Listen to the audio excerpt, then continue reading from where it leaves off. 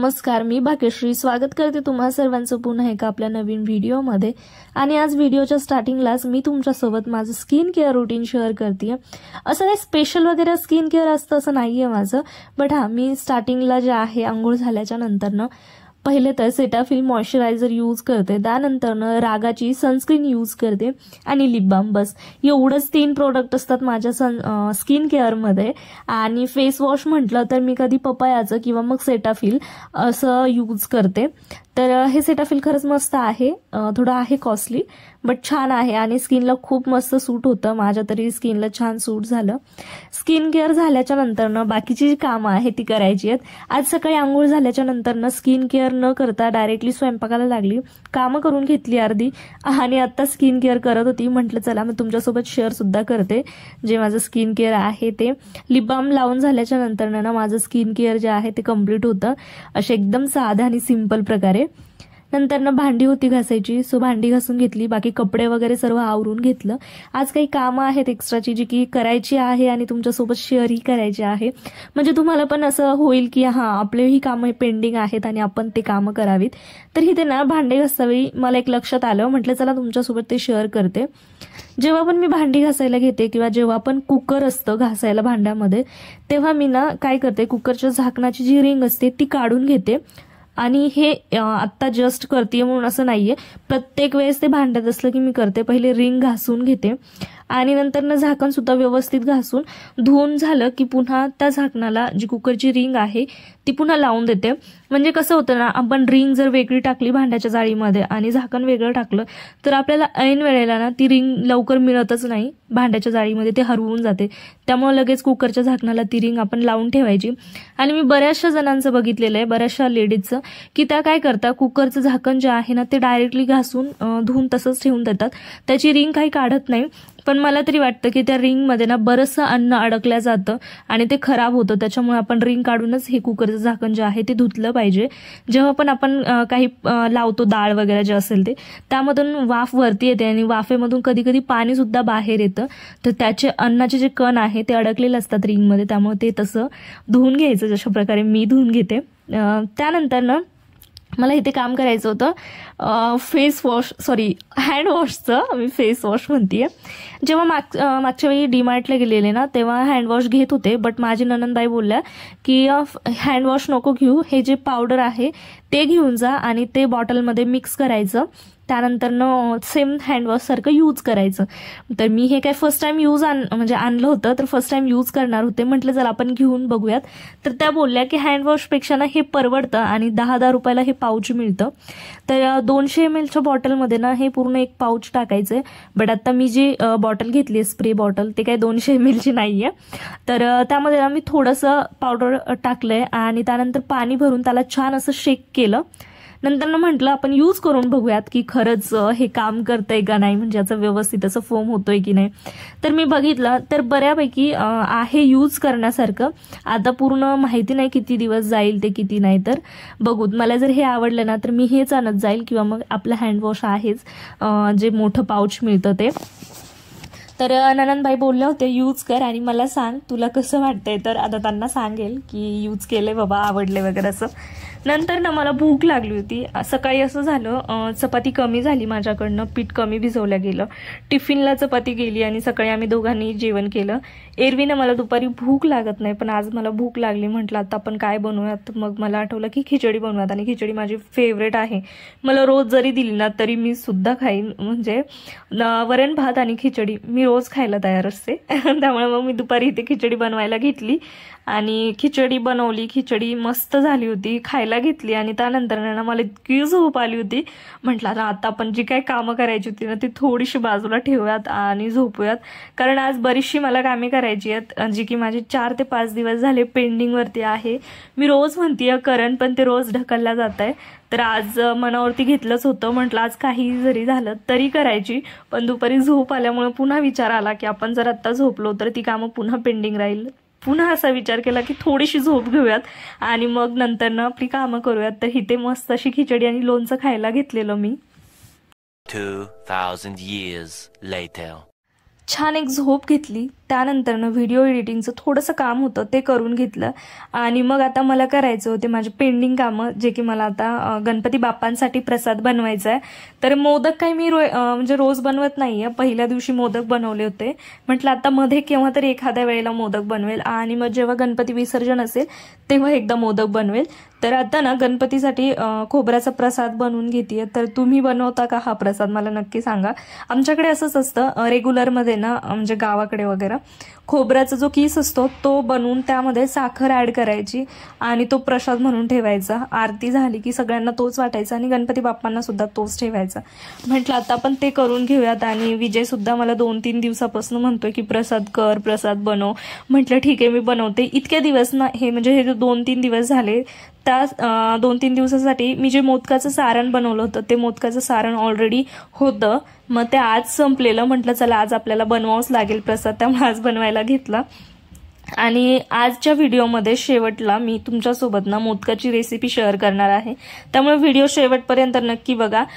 जे मोदक मी पहिल्या दिवशी बनवले ते गणपती बाप्पांची स्थापना होती त्या दिवशी, की तळणीचे मोदक होते ते. म्हटलं त्या दिवशी आपल्याला ही रेसिपी शेअर करायची होती, पण ती त्या दिवशी रेसिपी शेअर करणं नाही झाली.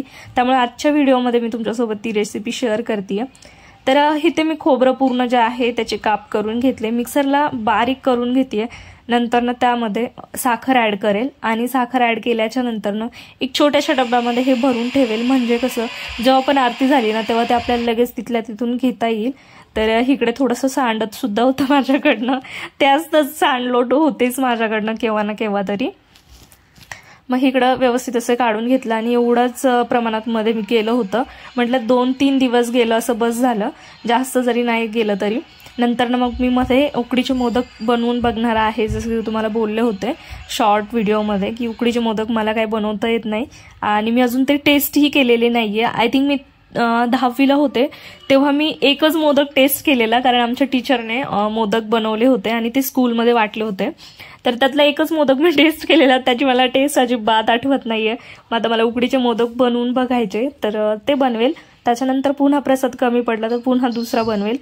आणि इकडे ना आता शेंगदाण्याची चटणी वाटायला घेतली आहे. ही पण मला 4 ते 5 दिवसापासून बनवायची, पण मला ना कंटाळाच येत होता. आणि मी आता यावेळेस जेव्हा किराणा भरला होता ना तेव्हा काय केलेलं, शेंगदाणे जे आहे ते निवडून ठेवलेच नाही, तसेच ठेवून दिले होते. म्हटलं आता ना न निवडता तसंच म्हणजे डायरेक्टली जेव्हा जेव्हा मला यूज करायचे तेव्हा तेव्हा चेक करत जाईल आणि तेव्हा यूज करत जाईल. तर आता मी शेंगदाण्याची चटणी बनवण्यासाठी शेंगदाणे भाजतीये. तर मला पूर्ण चेक करून टाकावं लागत होते कुठले शेंगदाणे खराब दिसतात का वगैरे. शेंगदाणे भाजून झाले, त्यामध्ये लसूण, मीठ आणि लाल तिखट जे आहे ते टाकलं. थोडंसं तेल सुद्धा टाकते मी चटणी वाटून घेता वेळी. आणि एरवी ना माझ्याकडे जर लाल मिरची असेल तर मी लाल मिरची यूज करते भाजून, त्याची पण चटणी खूप मस्त लागते. किंवा मग जर लाल मिरची नसेल तर तसंच मिरची पावडर जे आहे ते थोडंसं जास्त प्रमाणात यूज करते, कारण मिरची पावडरचं थोडंसं तिखटपणा कमी असतो, त्यामुळे मग चटणीला आम्हाला जरा जास्त तिखट लागते. त्यामुळे मग ही चटणी वाटून घेतली अशी ओबडधोबड मिक्सरला. खलबत्त्यामध्ये कुटायचं म्हटलं ना त्याला खूप वेळ लागतो आणि काही शेंगदाणे एकदमच बारीक होतात तर काही एकदमच जाडसर राहतात, त्यामुळे मी मिक्सरला वाटून घेते. आणि थोडंसं तेल टाकलं ना चटणीमध्ये वाटता वेळी तर आपले जे शेंगदाणे आहेत ना ते एकदम बारीक होत नाही आणि ते एकदम थोडंसं मिळून आल्यासारखं होतं, त्यामुळे मग तेल टाकते. आता बर्नीमध्ये छोट्याशा भरून घेते, जेणेकरून जेव्हा केव्हा मला पाहिजे ते लगेच मला घेता येईल.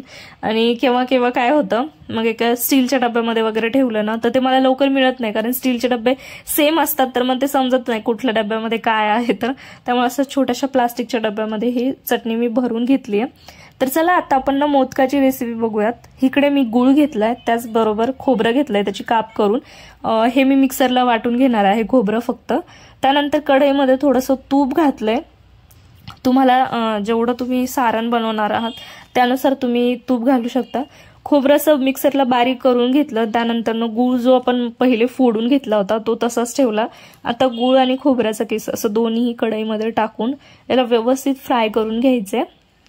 मोदकाची रेसिपी जवळजवळ सगळ्यांनाच येते, फक्त करण्याची थोडीशी पद्धत जी असते ती वेगवेगळी असते. आणि मी ना हे आता जे तुमच्यासोबत शेअर करते ना ती अशा प्रकारे बनवते। आणि दुसरी जी आहे सेम पद्धत आहे, फक्त त्याच्यामध्ये ना बडी सोप आणि आपली खसखस जी असते ते सुद्धा मी ऍड करते।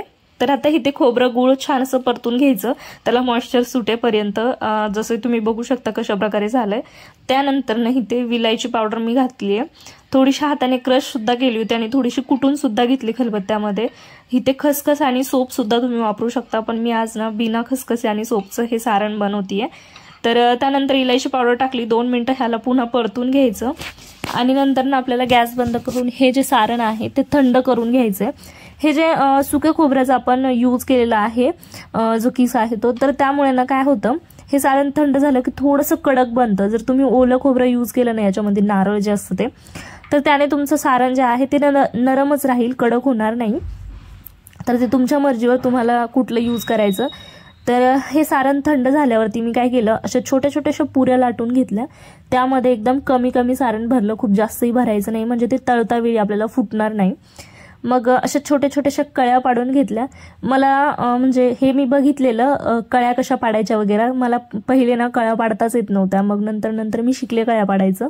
आता बऱ्याच वेळा मी मोदक बनवलेले, त्यामुळे आता मी पण परफेक्ट झाली आहे मोदक बनवण्यामध्ये। तळणीच्या उकडीचे मोदक नाही माहिती मला कसे बनवतात।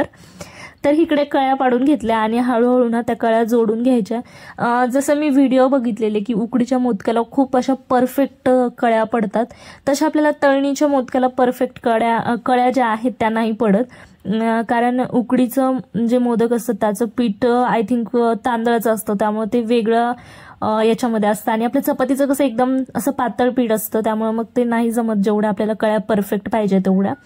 तर पूर्ण मोदक करून घेतले, त्यानंतर न लगेच तेलामध्ये तळून घेतले। तेलामध्ये जेव्हा आपण तळतो ना त्याला सारखं सारखं आपल्याला झाऱ्याने किंवा चमच्याने हे नाही करायचं, खालीवरती नाही करायचं, कारण जितकं तुम्ही चमच्याने झारा लावाल ना तितकं जे मोदक असतात ते फुटण्याची भीती असते। त्यामुळे एकदम असं लालसर जेव्हा होतील तेव्हाच तुम्ही झाऱ्याने ते खालीवरती करून घ्या। आणि इकडे ना काय होतं, जी खालची बाजू असते ना मोदकाची ती जास्त परतत नाही किंवा तळत नाही, तर नंतर न एक एक करून तळून घ्यायचे, असं सुद्धा करू शकता। इकडे मोदक छान असे रेडी आहे आणि मोदक खूप मस्त टेस्टी झाले होते, मला तर खूप आवडले होते हे मोदक आणि सगळ्यांनी मोदकाची तारीफ केली। त्यानंतर ना मी तुम्हाला बोलले होते की मी आमच्या घरासमोरचा गणपती तुमच्यासोबत शेअर करेन की कसा आहे काय, तर मीच गणपती बघितला नाही घरासमोरचा अजून की गणपती कसा आहे, मूर्ती वगैरे कशी आहे। आणि इकडे माझ्या घरचा गणपती बाप्पा।